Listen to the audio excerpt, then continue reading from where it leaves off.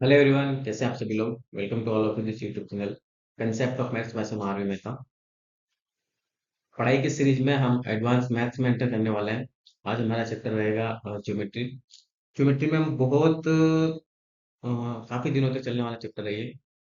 हम इसमें बिल्कुल बेसिक से लेके मॉडरेट फिर एडवांस लेवल तक के हर एक चीज पढ़ने वाले हैं। हम एक्सिम पढ़ेंगे, हम थ्योरम्स पढ़ेंगे, किस तरीके से थ्योरम्स फॉर्म होती है, किस तरीके से थ्योरम्स को अप्लाई किया जाता है।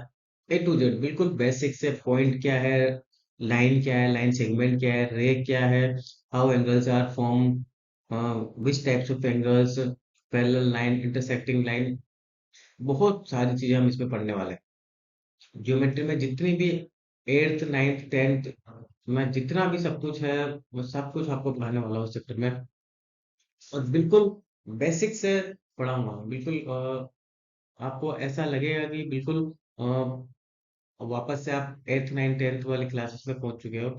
वहां से फिर हम डायरेक्ट सीजीएल लेवल के क्वेश्चन किस तरीके से थ्योरम्स अप्लाई करके सोल्व करने वाले हैं, तो सब सीखने वाले हैं इस चैप्टर में। तो प्लीज वीडियो को कंप्लीट देखिए। और जिन्होंने अभी प्रिपरेशन स्टार्ट की है वो कंटिन्यू इस वीडियो से जुड़े रहिए। ये चैप्टर बहुत इंपॉर्टेंट है और सीजीएल में खासकर पूछा जाता है। और बहुत सारे क्वेश्चन पूछे जाते हैं सीजीएल में इस टाइप के।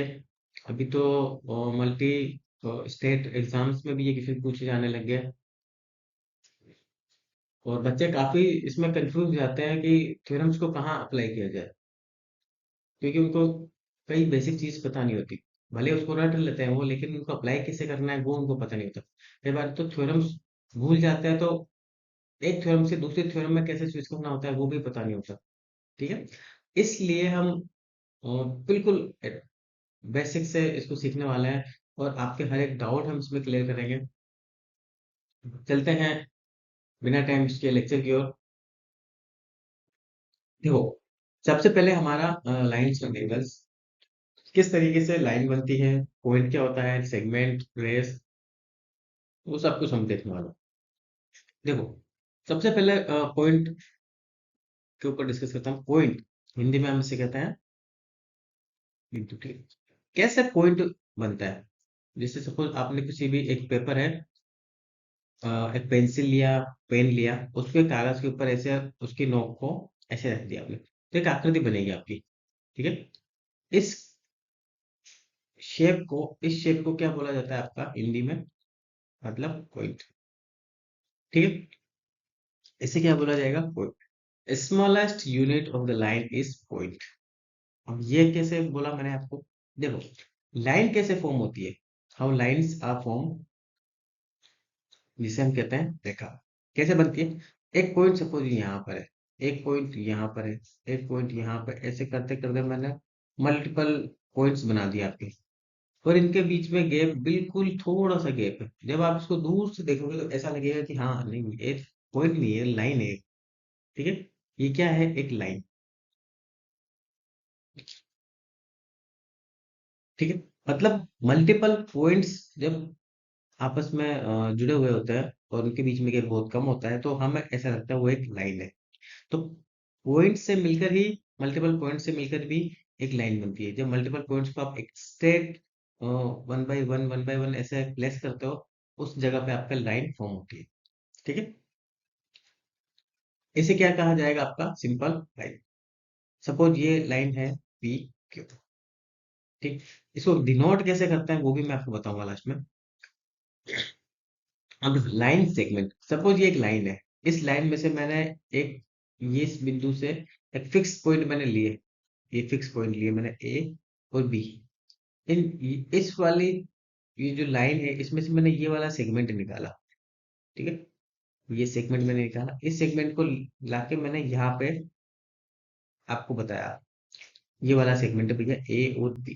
तो ये लाइन में से एक फिक्स पॉइंट का एक सेगमेंट निकाला है, इसे बोला जाता है लाइन सेगमेंट, जिसे हिंदी में कहते हैं हम रेखा खंड। है वो समझ में।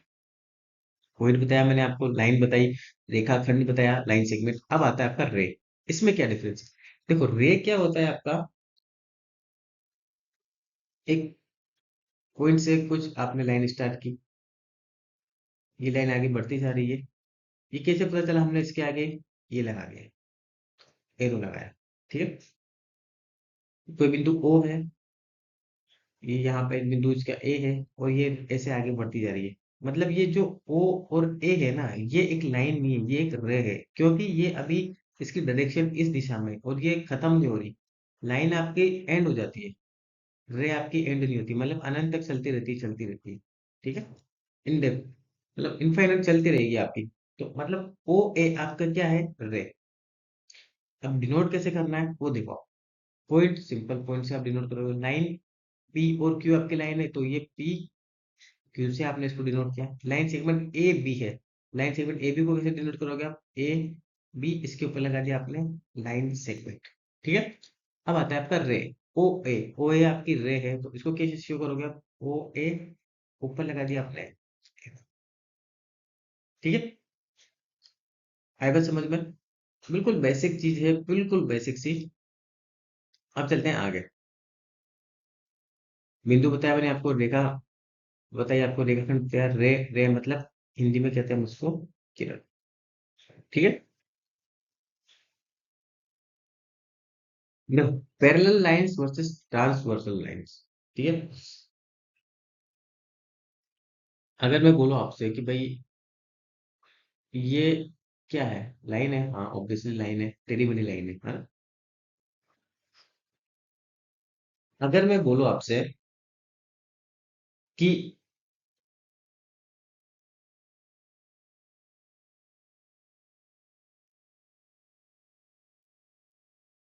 ये और ये दो लाइनें हैं। पैरेलल लाइंस हमेशा तभी बनेगी जब उसका कंपैरिजन होता है किसी दूसरी लाइन से। बिल्कुल बेसिक सी चीज है ना? बिना कंपैरिजन के आप कह नहीं सकते कि ये पैरेलल लाइन है। ठीक है, पैरेलल लाइन के लिए हमेशा दो लाइन होना जरूरी है। पहली बात तो ए बी और सी डी, ये आपकी दो लाइन है। अब इनके बीच में जो गैप है ना, ये हमेशा किसी भी जगह पे आप किसी भी पॉइंट पे लोगे, तो ये गैप हमेशा सेम आएगा। ठीक है, तो इनका गैप है, ये हमेशा क्या आएगा? सेम। इसीलिए हम दोनों लाइन को क्या बोला जाता है? पैरेलल कहेंगे। It means A B, parallel को कैसे लिखेंगे? पैरेलल है किसके? सी डी के। ए बी एक लाइन है, सी डी भी एक लाइन है, और दोनों लाइन आपस में पैरेलल है, इसलिए हम A B parallel with C, C D. ठीक, हर एक पॉइंट पे गैप इसका सेम रहेगा, इसे बोला जाता है आपका पैरेलल लाइन। अब दूसरा आता है आपका इंटरसेक्टिंग लाइन या ट्रांसवर्सल।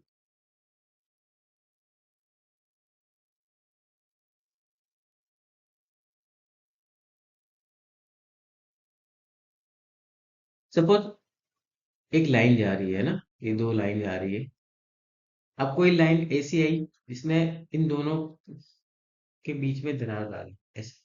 ठीक, ये दो लाइन है आपकी, ए बी और सी डी, ये दोनों पैरेलल है। A B parallel with C D है। एक लाइन आई, ये इसका नाम डाल दिया मैंने टी। इसने इन दोनों के बीच में, ये दोनों को काटती हुई निकल गई यहाँ से, है ना? हिंदी में से हम कहते हैं प्रतिच्छेद करती हुई, देखो प्रतिच्छेदन रेखा इसे कहते हैं। काटती हुई निकल गई दोनों लाइनों को, इसने इसको भी यहाँ पे कट किया इस पॉइंट पे, इसने इसको भी यहाँ पे कट किया दोनों पॉइंट। इस जो लाइन ये है, इस लाइन को हम क्या कहते हैं? Intersecting line. ठीक है, अब चलते हैं आगे। परपेंडिकुलर लाइन, परपेंडिकुलर मत, पैरेलल देख लिया आपने, अब परपेंडिकुलर। परपेंडिकुलर मतलब लंबवत जिसे हम कहते हैं, है ना? परपेंडिकुलर मतलब लंबवत लाइन। ये एक सपोज आपकी एक लाइन है। ठीक है, ये एक लाइन है आपकी, और एक दूसरी लाइन है, ये ये सीधी एकदम यहाँ से निकल रही है इसके ऊपर।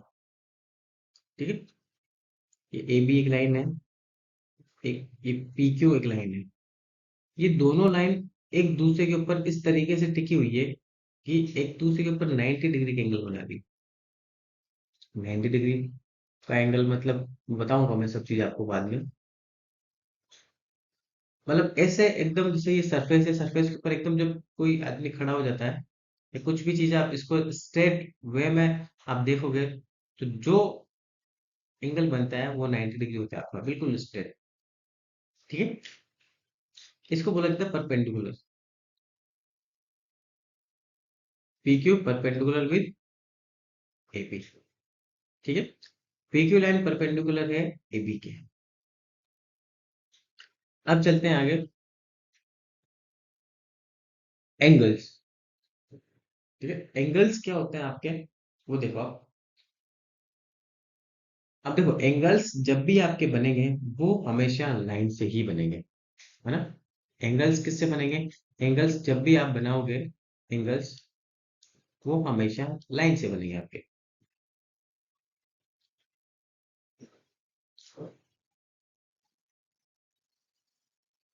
हाँ,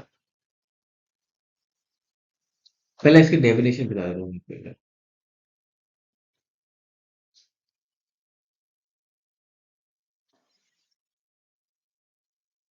एंगल्स जो बनते हैं आपके वो लाइन या रेज से बनते हैं, रेज भी आप कह सकते हो, किरण से भी बनते हैं। डेफिनेशन अगर मैं बोलूँ आपको, तो कि an angle is form by two, minimum two चाहिए इसके लिए, by two rays having, two rays having a common, common point होना चाहिए, ठीक है। Common, having a common starting point.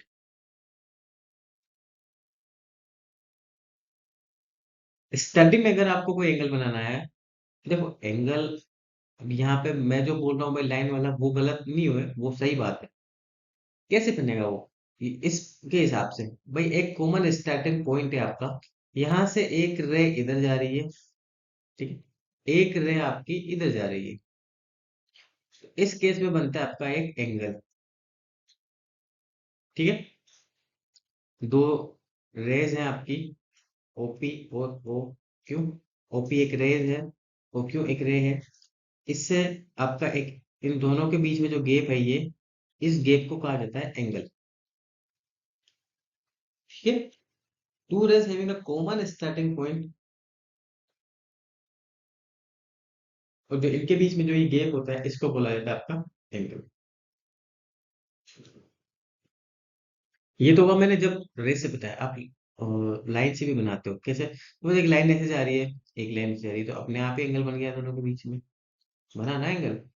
ये डेफिनेशन भी गलत नहीं है, लेकिन जैसे जनरली बेसिक कहाँ से बनता है एंगल, वो ऐसे, angle, an angle is form by two rays having a common starting point is angle. ठीक है, अब देखो ये एंगल है, ये छोटा है बड़ा है, ये कैसे डिसाइड होता है, वो देखो आप। Which angle is big and which is small. ठीक है, कैसे डिसाइड होता है वो डिसाइड होता है कि जो दो रेज हैं, जो दो रे हैं या दो लाइन है, वो एक दूसरे से कितनी पास में है और कितनी दूर है। ठीक है,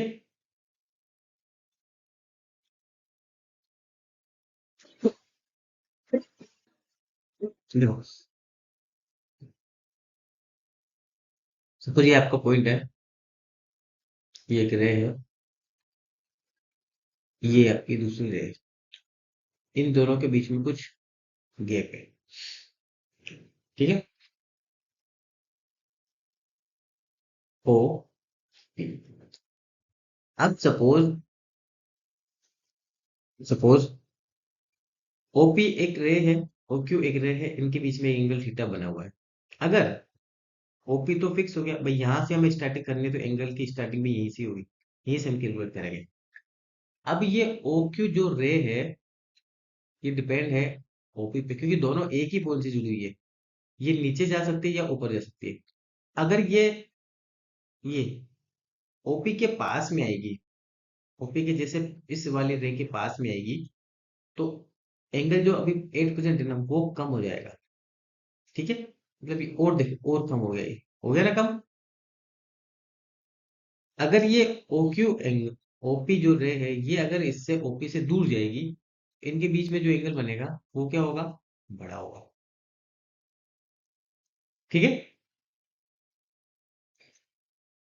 मतलब एंगल बड़ा है छोटा है वो कैसे डिसाइड होगा, वो डिसाइड होगा कि उन दोनों रे के बीच में गैप कितना है। ठीक है, जो ये एंगल का अमाउंट है वो डिपेंड करेगा कि जो ये लाइन है इससे दूसरी लाइन जो मिल रही है, दूसरी रे जो मिल रही है, इनके बीच में गैप कितना है। आई होप समझ में आया होगा आपको। अब चलते हैं आगे। जो आपके एंगल होते हैं, जो आपके एंगल होते हैं वो डायरेक्शन वाइज चलते हैं। ठीक है,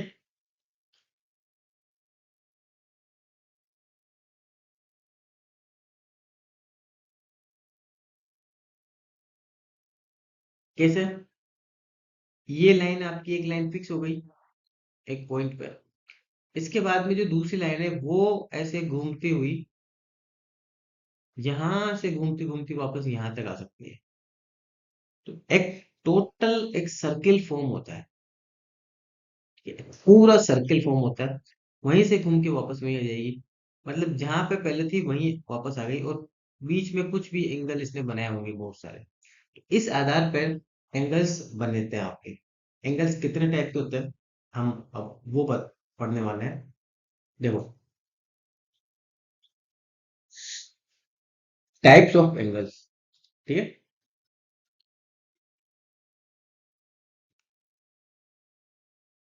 सबसे पहला है हमारा एक्यूट एंगल, जिसे हम हिंदी में कहते हैं न्यून कोण।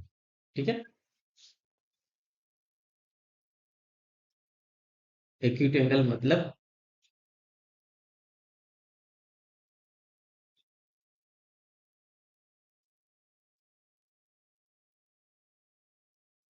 ये दो रे हैं आपकी, इनके बीच में ये एंगल थीटा बना हुआ है। ठीक है, अब जो ये आपका थीटा है, मैंने आपको जस्ट पहले वाले लेक्चर में बताया, ये चीज आपको याद रखनी है, थोड़ा सा समझना, इसमें कुछ नहीं करना। 0 डिग्री, जीरो, स्टेट में है 90, फिर 180 है, फिर 270 है, फिर वापस से 360। ये चीज तो आपको पक्का पता होना चाहिए। अगर आपका जो एंगल है, जो एंगल है थीटा, अगर आपका एंगल थीटा है, ये फर्स्ट क्वाड्रेंट में, इस यहां से फर्स्ट क्वाड्रेंट के अंदर है। ठीक है, तो एक्यूट एंगल बनता है। ठीक, इट मींस जो आपका एंगल है, एंगल थीटा है, वो 0 डिग्री से तो बड़ा होना चाहिए और 90 डिग्री से कम होना चाहिए। ठीक है, जो आपका एंगल थीटा है, थीटा वो 90 डिग्री से कम होना चाहिए और 0 डिग्री से ज्यादा होना चाहिए। तो अब आपका जो एंगल बनेगा वो एंगल बनता है आपका न्यू एक्यूट एंगल। ठीक है, कैसे, ये देखो, ये जो एंगल है आपका, ये सपोज 30 डिग्री है, 30 डिग्री 90 से कम है, 0 से अधिक है, इसलिए ये क्या हो गया आपका एक्यूट एंगल। अब इसके बाद चलते हैं अपन राइट एंगल पे, हिंदी में कहते हैं हम जिसे समकोण। ठीक है, जब आपका एंगल, जब आपका एंगल थीटा 90 डिग्री हो, एट टू फिक्स, लंबवत हो एक दूसरे, दोनों रे आपस में एक दूसरे के परपेंडिकुलर हो, उस केस में जो एंगल बनता है वो आपका होता है right angle, theta equal to 90, समकोण जिसे हम कहते हैं।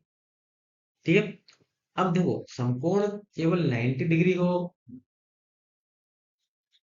वहां पे ही समकोण नहीं होता, वो आपका 270 पे भी समकोण होता है देखा जाए तो।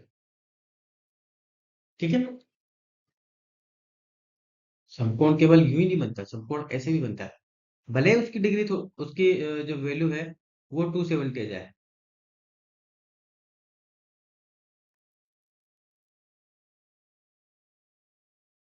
जैसे जैसे हम आगे ट्रिग्नोमेट्री पढ़ेंगे, वहां पे मैं आपको ये चीज अप्लाई करना बताऊंगा। ठीक है। इसके बाद आता है आपका ऑब्ट्यूज एंगल। ठीक है। ऑब्ट्यूज एंगल होता है आपका, हिंदी में जिसे हम कहते हैं अधिक कोण। अब देखो, अधिक कोण क्या होता है आपका, मैंने बताया,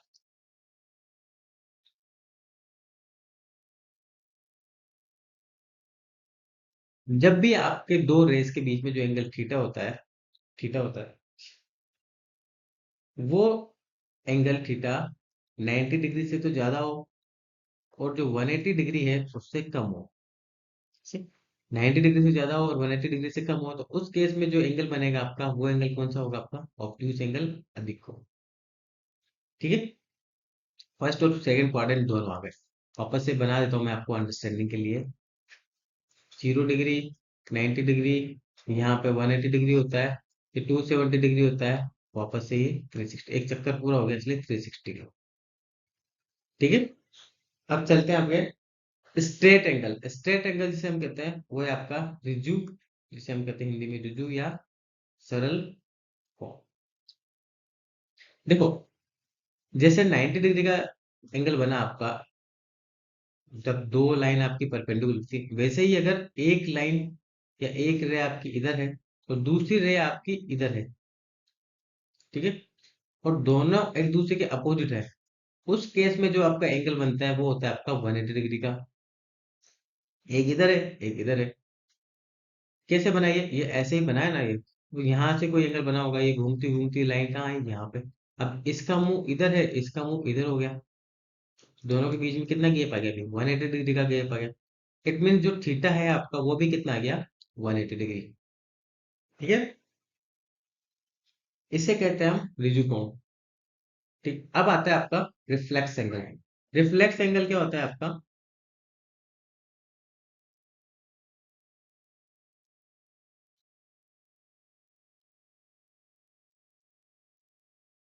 ये जो आपका एंगल है, ये ये होता है आपका रिफ्लेक्स एंगल। रिफ्लेक्स एंगल वो जो एंगल 180 डिग्री से तो ज्यादा होता है आपका, और 360 डिग्री से कम होता है, इसे कहते हैं हम रिफ्लेक्स एंगल। क्या होता है रिफ्लेक्स एंगल, 180 डिग्री से कम, मतलब थर्ड और फोर्थ क्वार्टर में जितने भी एंगल बनने वाले हैं वो सारे आपके क्या आएंगे, रिफ्लेक्स एंगल बनेंगे। ठीक है। अब चलते हैं आगे। अब हम बात करेंगे पेयर्स ऑफ एंगल्स, किस तरीके से जब एक सिंगल लाइन के ऊपर, स्ट्रेट लाइन के ऊपर जब डिफरेंट एंगल बनता है, उस केस में नो क्या है, when the sum of two adjacent angle is 180, then they are called a linear pair of angles. ठीक है। रेखीय युग्म जिसे हिंदी में कहते हैं, रेखीय युग्म कोण जिसे हम कहते हैं, मतलब कि इससे एक प्रिंसिपल हमारे पास ये निकल के आता है कि, और उसी से ही आगे जितने भी थ्योरम्स वगैरह हैं वो निकल के आएंगी। ये सबसे मेन एक्सिम है कि इफ अ रे if a ray stands on a line, then the sum of two adjacent angles so form is 180 degree. मतलब कि अगर एक रे, सॉरी थोड़ा,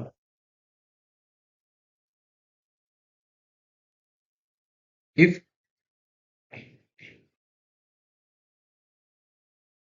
if if a ray stands on a line, ठीक है, ये एक लाइन है आपकी।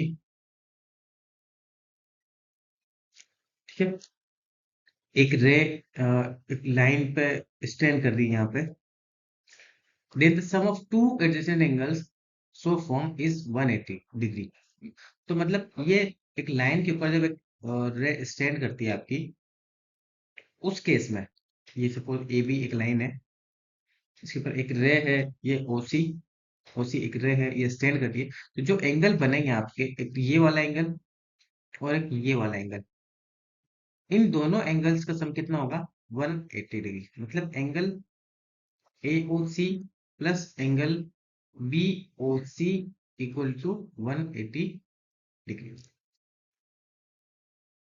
ठीक है, या फिर इसको आप ऐसे भी कह सकते हो, angle A O C plus angle B O C बराबर एंगल जो 180 डिग्री है, इसको आप क्या लिख सकते हो, एंगल ए ओ बी, क्योंकि एक सिंगल लाइन में जितने भी एंगल बनता है वो एंगल कितना होता है, 180 डिग्री का। ठीक, इसी को ही हम रिवर्स करके कह सकते हैं कि if the sum of two adjacent angle is 180 degree. ठीक है, if the sum of two adjacent angle is 180 degree, then the non common arms of the angle forms a line. ठीक है, non common arms of a angle form a line, एक line बनाती है। ठीक, अब चलते हैं इसको कैसे प्रूव करते हैं, वो चलते हैं। देखो, सबसे पहले थ्योरम है हमारे, if two lines intersect each other then the vertically opposite angles are equal। ये सब फर्स्ट थ्योरम है, और ये थ्योरम्स कैसे निकल के आई, वो भी हम प्रूव करेंगे। देखो, एक ये लाइन है आपकी, और एक ये लाइन है आपकी। ठीक है, लाइन वन और ये लाइन। ठीक है, सपोज ये लाइन है आपकी ए बी, एक लाइन है आपकी सी और डी, ये इंटरसेक्ट कर रही है कहाँ पे, एक पॉइंट ओ पे। ठीक, if two lines intersect each other, then the vertically opposite angles are equal। vertically opposite, vertically opposite कहते हैं मतलब एक दूसरे के, एक इधर होगा, एक इस साइड में होगा, तो एक इस साइड में। ठीक है, एक इस साइड में होगा, एक इस साइड में, एक ऊपर होगा तो दूसरा नीचे। है बस समझ में, जस्ट एक दूसरे के अपोजिट। ठीक है, अब देखो क्या क्या एंगल बन रहे हैं आपके, वो दिखाओ। अभी मैंने जस्ट पहले वाले में बताया आपको, पिछले वाली उसमें, कि जब एक रे स्टैंड करती है एक लाइन के ऊपर, तो जो दोनों एंगल होते हैं, उन दोनों का एडजेसेंट एंगल होते हैं, उनका सम कितना होता है, 180 डिग्री। जस्ट अभी बताया। हम उस एक्सिम है, वो उस एक्सिम के ऊपर ही हम जो सिद्धांत है, उस सिद्धांत के ऊपर ही हम ये थ्योरम्स को हम प्रूव करने वाले हैं। ठीक है, देखो,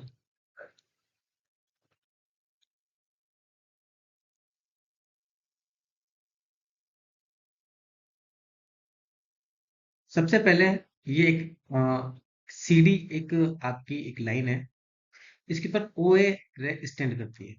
ठीक है, तो हम ये लिखते हैं सबसे पहले कि line O A stands on ray, sorry, line O A नहीं, रे ओ ए। ठीक है, इसको आप ऐसे लिखो,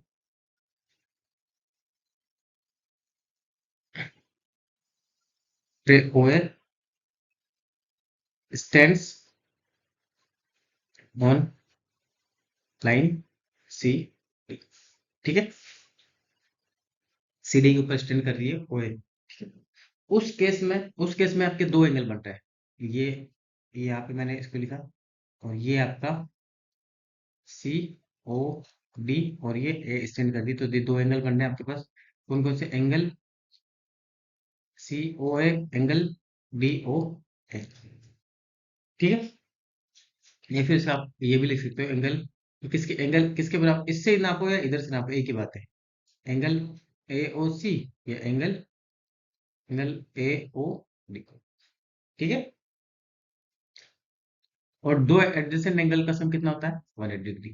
क्या लिखा मैंने, angle A O C plus angle A O D किसके बराबर हो जाएगा आपका, 180 डिग्री के। ये क्वेश्चन वन आई हमारे पास, किससे आई है हमारा, ये हमने किससे लिखा है, ये हमने एक सिद्धांत है हमारा, लीनियर पेयर ऑफ एंगल्स है। अब दूसरा चलते हैं। ऐसे ही अब जब ओ बी स्टेयर कर रही है सीडी के ऊपर, उस केस में ये एंगल और ये एंगल का सब भी 180 होगा। इसको हम क्या लिख सकते हैं?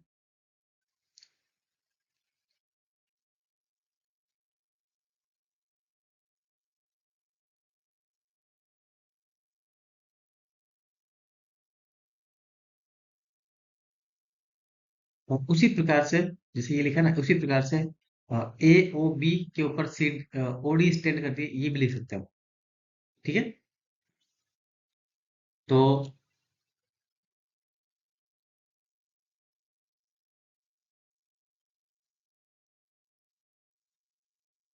क्या है, person, O D stands on A B, so we can write angle A O D plus angle B O D equal to 180 degree. बराबर, लिख सकते हैं भाई। इस केस में ये हो रहा है आपका ए बी ओ और डी, ये एंगल और ये एंगल, इन दोनों का सम भी कितना है आपके 180 डिग्री। अब इक्वेशन 1 और इक्वेशन 2 को आप कंपेयर करो। ठीक है। क्या लिखेंगे हम? By comparing both equation. देखो यहाँ 180 है, यहाँ 180 है, मतलब 180 की जगह क्या लिख सकते हैं? AOD plus BOD. ठीक है। तो इस और ये क्या है? Angle A O C plus angle A O D, ये किसके बराबर आ जाएगा आपका? Angle A O D plus angle B O D के। ठीक है। देखो कुछ कट रहा है आपके यहाँ पे, हाँ, एओडी से एंगल एओडी कैंसिल, क्या बचा? एओसी और बीओडी। इसको क्या लिख सकते हो आप? Simple, angle A O C equal to angle B O D. मतलब ये जो एंगल है आपका, ये एंगल और ये एंगल, ये दोनों क्या है आपके? बराबर है। ठीक है। और जो हमने सोचा था कि if two lines intersect each other then vertically opposite triangles, तो यहाँ हमने प्रूव भी कर दिया उसको कि angle A O C equal to angle B O D. ठीक है। ये हमारा सबसे पहली थ्योरम है, सिंपल बेसिक प्रिंसिपल। मैंने बताया पहले आपको क्या प्रिंसिपल था, उसके बेसिस पे हमने थ्योरम 1 निकाली है। और थ्योरम 1 को भी हमने निकाला, किस तरीके से उसको पूरा ए टू जेड प्रूव किया है। अब एक क्वेश्चन लेते हैं, उससे आपको थोड़ा और क्लियर होगा। देखो क्या क्वेश्चन है हमारा। If two lines P Q and R S are intersecting each other at point O, if angle P O S 63 degree, then find angle P O R. क्या है आपको भाई, दो लाइन आपके इंटरसेक्ट कर रही है एक दूसरे के, पी क्यू और आर एस पॉइंट ओ पे इंटरसेक्ट कर रही है। If angle P O S ये कितना दिया है? 63 degree. And find angle P O R आपको निकालना है। देखो एंगल पी ओ आर निकालना है आपको, तो हमने लीनियर पेयर ऑफ इक्वेशन पढ़ा है। ठीक है। लीनियर पेयर ऑफ एंगल, उसमें क्या होता है भाई, एक सिंगल लाइन पे जितने भी एंगल बनते हैं उनका सम कितना होता है? 180 डिग्री। अभी दो ही बन रहा है, तीन बनेंगे, तब भी कितने भी बने, सबका सम कितना होता है? 180 डिग्री। इसीलिए angle P O R plus angle P O S equal to कितना हो जाएगा आपका? Simple, 180 degree. अब यहाँ से आपको एंगल पी ओ आर निकालना है। एंगल पी ओ एस की वैल्यू कितनी है? 63 डिग्री, बराबर 180। एंगल पी ओ आर निकालना है, इसको इधर लेके आया हमें, ये कितना हो जाएगा? 180 डिग्री माइनस 63, माइनस किया इसमें से, कितना बचेगा? 7।